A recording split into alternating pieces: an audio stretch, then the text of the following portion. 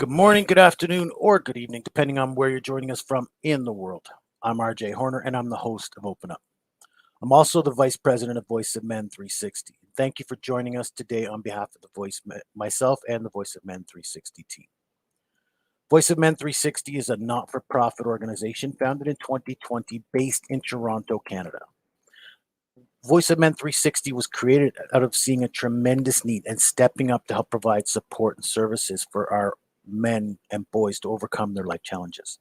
We're part of International Men's Day, and International Men's Day has been serving for over 21 years so far and is now represented in 90 countries around the world who join together doing various activities regularly. International Men's Day follows 6 pillars which represent the overall well-being of boys and men, and we follow in those footsteps here. Why is Open Up so important? Because men are not willing to open up our hearts. We're not willing to share our matters with anybody. And when we keep these matters within ourselves, over a period of time, they're bound to create ill health effects. And we want to help eliminate that here. So we want to create open space and allow individuals to share their life journey through our platform. We aim to create awareness about the life challenges and the struggles that our men and boys have to go through in their lives. There are no limitations with gender, age, nationality, or ethnic groups. All walks of life are invited to participate. Our goal is to make a positive impact on someone's life through this program. Open Up is on Wednesdays at 6 p.m. and Sundays at 10 a.m. Eastern Time. We bring individuals to share their journey and let them share their life experiences with you. So we'd like to remind you at this time that Voice of Men 360's mission is always delivered with good faith towards peaceful harmony. The views and opinions expressed in today's episode are those of our speakers and do not necessarily represent Voice of Men 360. Our organization engages in discussion forums to offer inspiration and create awareness to the issues of men who wish to overcome their life challenges. We're not providing medical or therapeutic advice. Should you require that type of assistance, we recommend you contact a medical professional immediately. If you have questions or concerns about today's episode, please reach out to us. Our email is info@voiceofmen360.org. So I'd like you to welcome our guest to Open Up today is Owen Goodwin. He's been a husband and father for 10 years, working in the steel industry since 2001. He was nearly killed at work from a workplace accident, which left him with lifelong permanent injuries. After he was able to walk and talk, etc., he became active within his union and as a health and safety rep, which he still have a passion for today. Through his ongoing recovery, he found that speaking about his injury and recovery, especially the mental health aspect, really helped him as well as others. He also has no shame in showing emotion when he speaks in public in the hopes that others will seek the help they need and realize that it's okay to not be okay. Thank you for joining us and being willing to share your journey with us, Owen. Owen Goodwin, thank you for coming out. Good morning, everybody. That's quite the journey you've shared with us. Tell us a little bit more about yourself, if you could. Well, I'm in my 40s. As I said, I've got 2 great sons. One's 8, one is 15 months, so it's a very busy house. I've got a loving wife who I absolutely adore. But as you alluded to, I almost lost all of that. And speaking about what I've gone through has helped others. I know that for a fact. They've come up and told me that. And my goal with speaking about it, as much as, believe it or not, I hate speaking about it. It's something that isn't comfortable for me.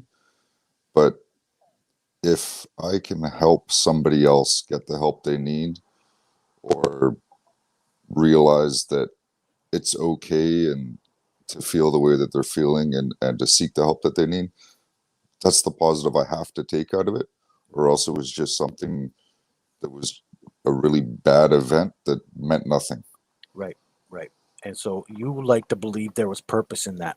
I'm going to tell you, I'm a health and safety rep myself, certified JHC rep. It's something I take passion in. I come from a more mental health aspect myself because I was almost mentally unstable at one point, but it was because of things that were going on in my life. So I too have a passion for health and safety. So I'd love to have that conversation with you today. I'm looking forward to that. Usually we go back to the beginning. Um, I would like to know a little bit about you as a youth. Tell me about yourself and maybe even your relationship with your father that makes you such a great parent. I didn't have much of one, to be honest with you. Okay. Um, I remember sitting on the couch with my sister when I was 5, watching my parents absolutely blow up at each other and my dad leaving.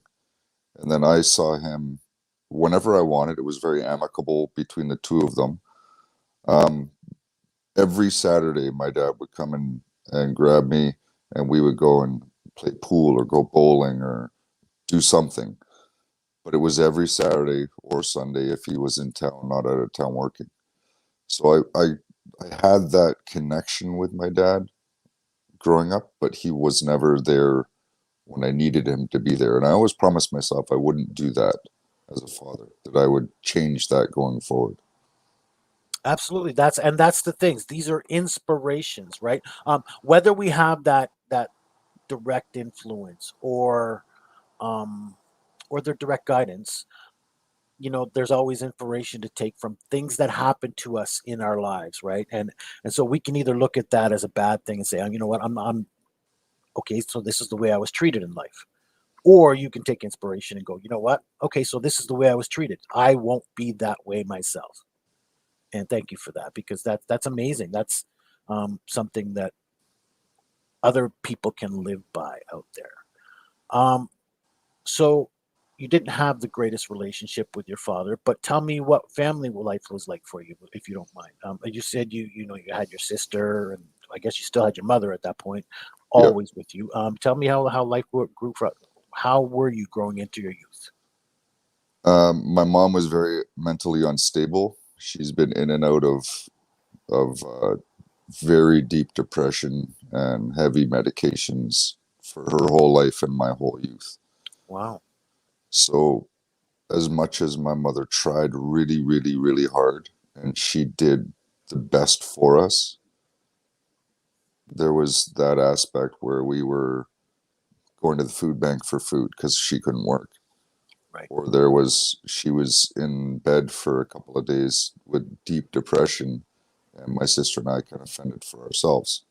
My sister Wow. was 3 years older than me, so it wasn't horrible. I had somebody older than me that was there, but it was very, very hard living in a house in Abbotsford here that I think back then we paid $300 in rent. So you can imagine what kind of house it was. I mean, we made it a home. It was clean. It was our home, but it Sure. wasn't the nicest pad on the block. So it was a rough childhood. I went to private school. The only reason that I was able to go to private school was that somebody in our church group paid the tuition for my sister and I. We don't even know who that was to this day, but somebody paid our tuition. So I was the poor kid in a private school. So I grew up getting in a lot of fights. I got a lot of Sure. scars on my hands because of it. So it was a rough, rough upbringing, which is kind Thank of why I think I do what I do now. Yeah, you seem like a tough guy. You seem like you are a survivor, and by your story it sounds like you are. You've had to survive or fend for yourself for much of your life, which um now I grew to a maturity. I was a latchkey kid, so not that I can emphasize, it's just, you know what, I fended for myself. I learned how to fend for myself. Not that my life was anything um comparable to yours, but again, that's not a struggle that you should have to endure at that, in our youth, right? So I applaud you for that, for coming through that and allowing it to inspire you. So then you became a construction worker. Was that destined? Did you have a passion for your, working with your hands? Why'd you get into that field? If you wouldn't mind telling us. I dropped out of school when I was in grade 10 because I wasn't motivated to sit at a desk and look in a book and do that kind of thing. And I started working, and I'm good working with my hands. My dad was a Red Seal millwright for his whole career, so partly destined. I think that's just how I'm built. but it's something I really enjoy, something I'm good at, and it pays fairly well as well. So I'm not going to complain about that. For sure. It certainly helps to make the family experience that much easier, right? Like I said, you seem to have moved on from that and created quite the family life. You see, just by your intro, it sounds like you have built a family unit that you're proud of. Talk about that if you would.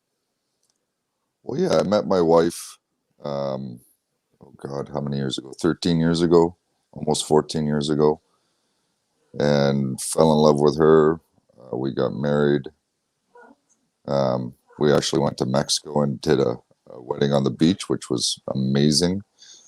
Um, I have a great group of in-laws, cousins on my wife's side. All of my family actually moved to Ontario, so I'm the only one left on the West Coast. But all of her family is within 3 or 4 hours of here, so we see a lot of her side of the family, and it's great. We always get together and go camping and do holidays and everything else. Actually, my mother-in-law and her husband are here this weekend for Thanksgiving, so we see a lot of them. And And you still took time to spend with us, so thank you for absolutely, that. well, it's important. And then my wife and I also, like I said, we've got two beautiful sons as well. We've got an 8-year-old and then a 15-month-old who are our lives. That's why, partly why I'm doing this today, is so that they grow up better than how I did. Yes, that's exactly what it is. And so, like you said, at work, you had a life altering moment, you had a eye opening moment. Tell us what happened, please. Almost a eye losing moment. Thank you. So, yeah, I was lifting up 6,000 pounds of steel plate with a set of plate hooks with a crane. And when it was about 4 feet off the ground, the hooks popped out, they slipped out and sparked the whole way coming up the plate and then hit me right in the middle of the safety glasses. So every specialist I've been to has said that the force of the impact equates to swinging a 4-foot sledgehammer like a baseball bat and then sticking your face in the way. So I flew 20 feet in the air, rolled a couple of times, stood up, but didn't even know my own name. Sure. And then taken to the hospital, the CAT scan, the CT scan. Luckily, there was no bleed on the brain. All of the fractures, it was an orbital blowout plus a broken sinus. So all of the fractures were actually in the places they needed to be to heal without plates and screws and pins and everything like that. So just took a bunch of stitches to close me up, and pretty nice scar after the fact. But You got a nice war wound to talk about. got a nice war wound to talk about. Pisses me off every time I look in the mirror. I'm not a fan of it, but it tells a story. And it tells the story of your survival, right? Absolutely. You said, I love that you said it hit you in the safety glasses. Absolutely. Would you say the safety glasses saved your life? If I wasn't wearing them, I would not be here because the hook would have dug into my head, into the eye socket, and probably ripped half my head off. Yep, for sure. Like tore your skin and whatever else apart for sure. I can imagine, and I can imagine the tragedy. I'm thankful for your safety glasses. I'm thankful for your safety precautions. Again, I'm a health and safety guy, and I wanted to point that out. Um, but would you say this accident? Now, did you see investigation results after as well? I did. It was an accepted practice that was not a safe practice. That Now was it what I was getting at. Yeah. Sometimes we do things that are okay, and it looks like okay, this is secure, but maybe it wasn't as secure or stable as it needed to be. absolutely. But And in that industry, there are practices that are standards that may not be so acceptable, like you say. yep, it's something we've done for 20 years. Luckily, nobody's been hurt. Well, now somebody got hurt. Nobody's seriously or fatally been injured under a circumstance like that. I think would be the Exactly. circumstances. Yeah. Um, but again, so now do you fight for people in this aspect? Did you become a health and safety member yourself?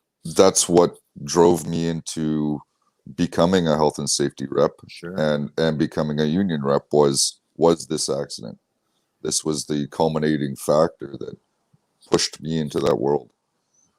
And so you say you talk about this, you hold talks. You don't like to, I know, but you are here to open up today.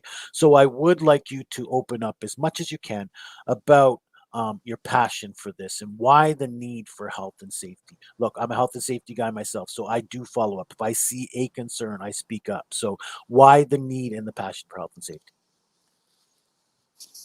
I don't want somebody else to go through what I went through. I don't want somebody else to go through the WCB grinder, having to navigate the system with little to no help.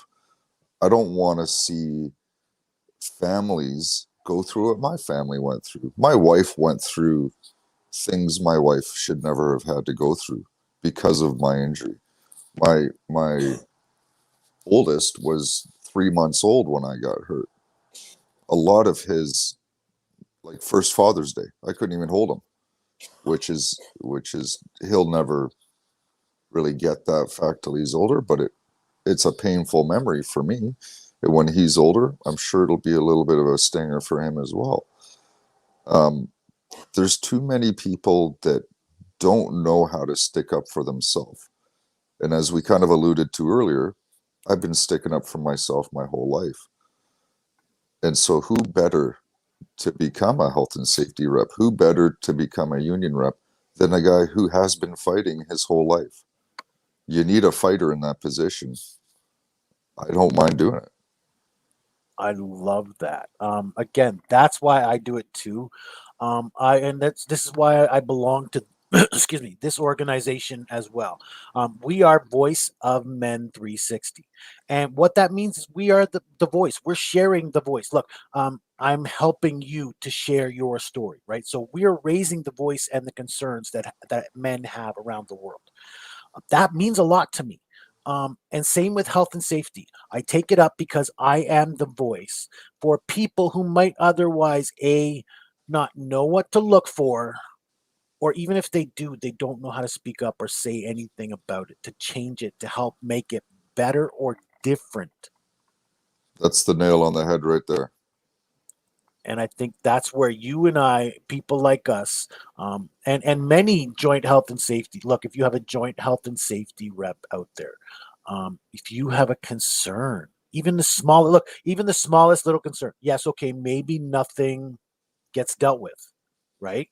You know that as well as I do. So we'll talk about that in a second. The how the health and safety works, but um, even the slightest concern, by bringing it forward to your rep, now your rep can take that concern forward for you. Okay, usually the first thing that you're going to say is, have you reported it to your immediate contact, your immediate supervisor?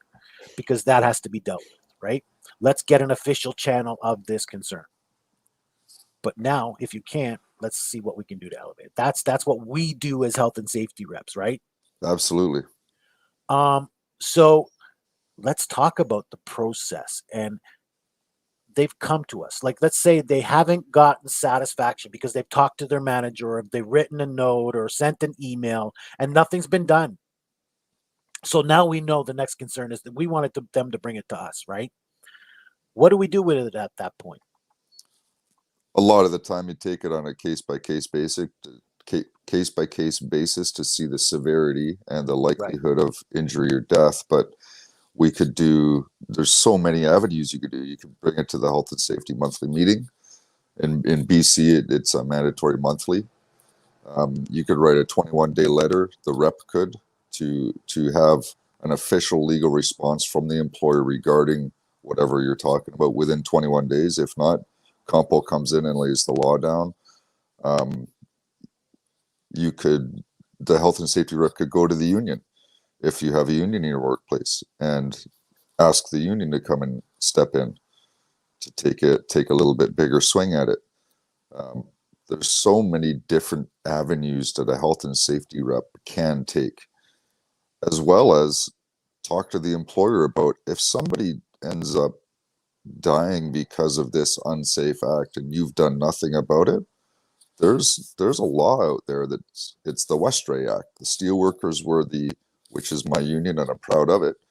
The steelworkers were the union that pushed for the Westray bill, where if an employer is found legally negligent, we can send the employer to jail as well.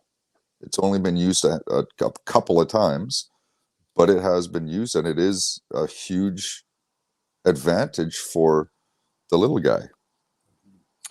Sivam just put a note up there that our theme for this year, International Men's Day, is creating a safe environment, and I would love to carry on this conversation with you during that presentation we have. So I would love for you to join me for that. Let me just put that out there right now. Absolutely. So we got that official. But again, so now a concern has been brought to the organization. They have an obligation, based on, like you say, the severity of it, to cause injury or to cause undue concerns. They have an obligation to respond. And if they don't, if they choose not to, they can be fined, like you say.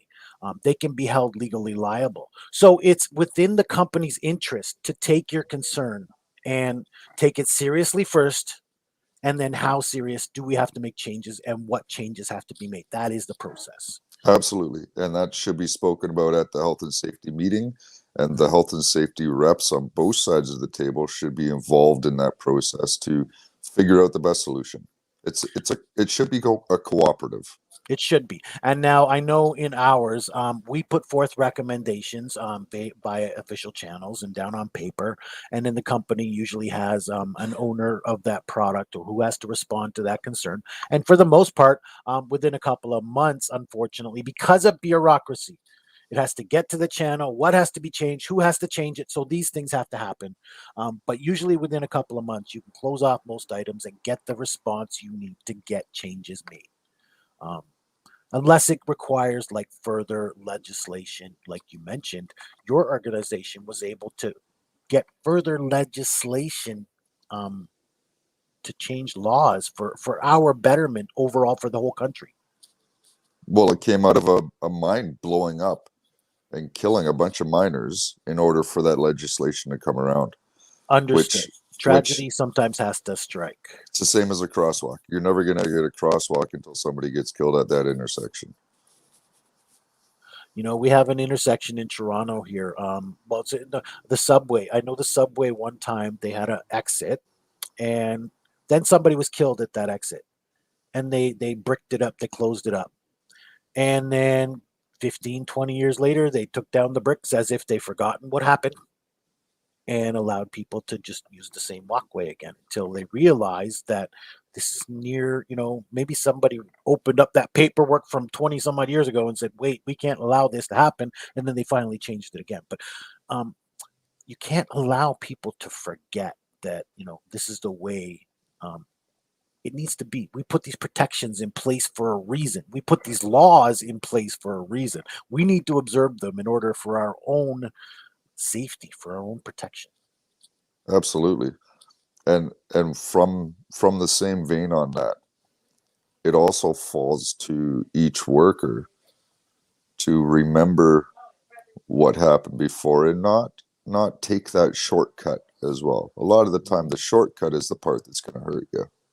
Right. One of our biggest concern is any safety or any protocol that are put in place that has been removed.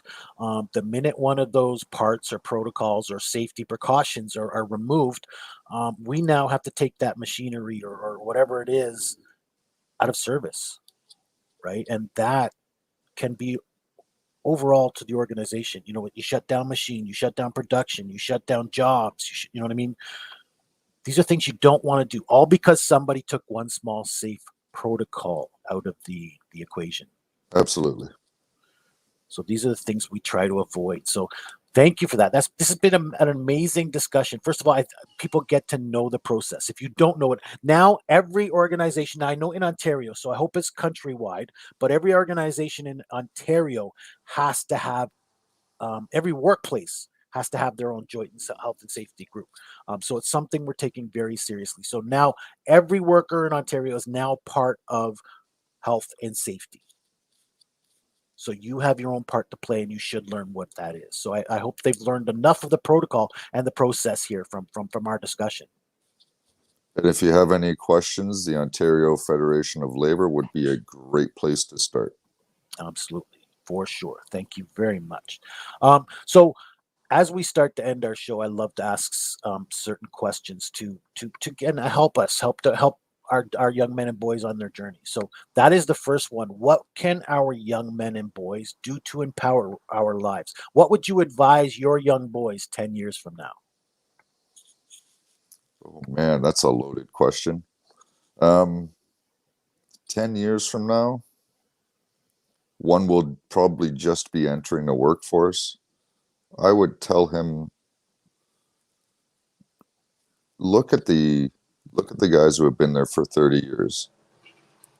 See what they do that almost hurts them on a daily basis, and be better. Because the guys that have been there for 30 years have probably taken a shortcut here and there. It's just a nature of the beast. Think about what you're doing before you do it. That's what I didn't do. I just did something that everybody did, but I didn't think about it. So think about what you're doing before you do it. Be safe. And if something does happen, go go talk about it. Go get the help that you need. At the end of the day, it'll be worth it. Thank you for that. That's what we talk about here and open up. That's what we want to leave as the message for. So thank you for that one. So then what can we as a society do to help that journey? What can we do to help empower our young men and boys? We're waiting for this question. The biggest is to get rid of stigma. The stigma about men opening up to talk about issues that they're having, especially when it comes to any kind of mental health issue after a injury or anything regarding mental health. Those stigmas need to absolutely disappear, because that is what is holding back men from speaking about, especially men in industry. Industry and sport, I find, are the two biggest ones. That's what holds back those people from coming forward. Look at Carey Price. I have so much respect for that man for coming forward and doing what he did. But I guarantee you he is going to get backlash from some of the people in the NHL I will that say I don't heard it get in it. my own household. There you go. But I have so much respect for him for doing it. Right. And that's where we need to focus. We don't need to focus on the negative aspect of it. The guy's trying to get the help that he needs. Kudos for him for doing it. Yeah, man. Look, I got a kind of tear because I'll tell you, I was glad I was there for that moment because, like I said, that happened in my own household, and I changed the conversation, right? Good for you. Because yes, because I said, listen, you know what? You can't stop a man. You can't. You got to be there and allow him to have his conversation. Let him voice his concerns. Let him deal with his issues. You know, like sorry, excuse me. That's how personal this is to me. So, thank you for allowing people to open up. Thank you for encouraging people to open up. Look, it doesn't matter who you are. We may think they have a treasured lifestyle, at least compared to our standards. You can't judge what their life is like. You know, I go back to Britney Spears. You know, she led her a life that we may think was jeweled, but you know, she has her own troubles. We all have our own troubles and our own issues to deal with. And by allowing that space, we can change the conversation. Absolutely. Sorry, that's the passion I have for that one. So thank you for that. And do you have any other advice or guidance before parting us today? Just talk. That's the biggest thing. Just talk.